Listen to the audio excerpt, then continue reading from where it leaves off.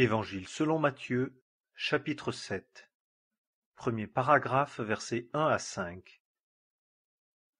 Ne jugez pas afin que vous ne soyez pas jugés, car du jugement dont vous jugerez, vous serez jugés, et de la mesure dont vous mesurerez, il vous sera mesuré.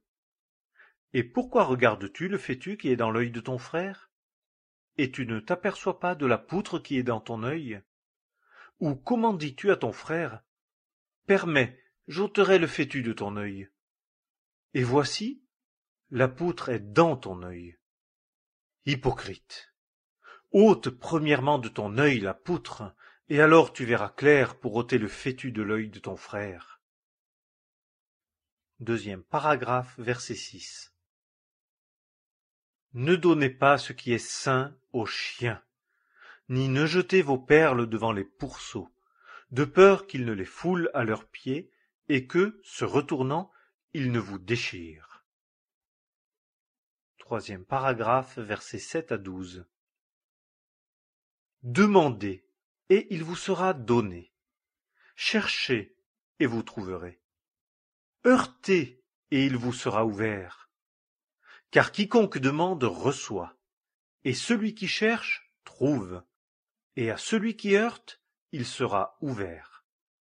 Ou quel est l'homme d'entre vous qui, si son fils lui demande un pain, lui donne une pierre, et s'il demande un poisson, lui donne un serpent?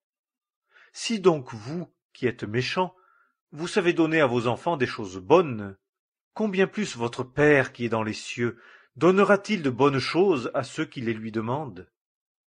Toutes les choses donc que vous voulez que les hommes vous fassent, faites-les leur, vous aussi, de même. Car c'est là la loi et les prophètes. Quatrième paragraphe, versets 13 et 14. Entrez par la porte étroite, car large est la porte, et spacieux le chemin qui mène à la perdition, et nombreux sont ceux qui entrent par elle. Car étroite est la porte, et resserré le chemin qui mène à la vie, et peu nombreux sont ceux qui le trouvent. Cinquième paragraphe, versets 15 à 20. Or, soyez en garde contre les faux prophètes qui viennent à vous en habits de brebis, mais qui, au-dedans, sont des loups ravisseurs. Vous les reconnaîtrez à leurs fruits. Cueille-t-on du raisin sur des épines ou des figues sur des chardons? Ainsi, tout bon arbre produit de bons fruits, mais l'arbre mauvais produit de mauvais fruits.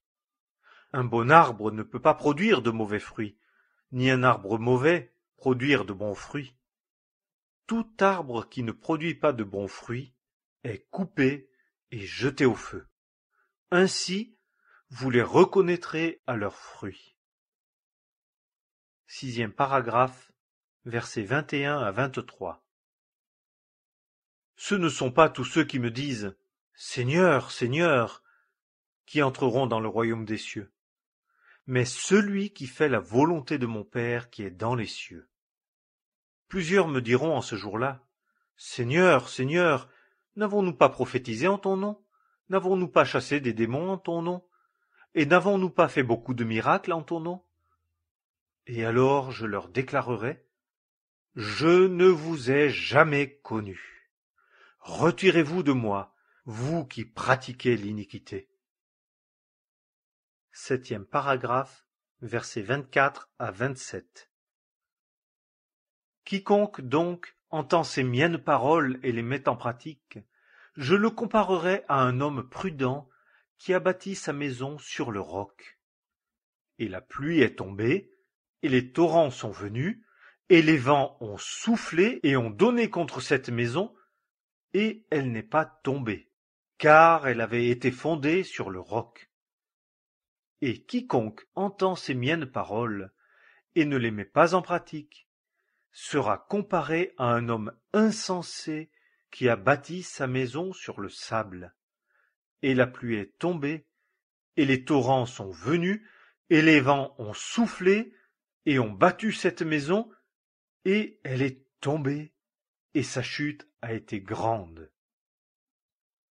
Huitième paragraphe, versets 28 et 29.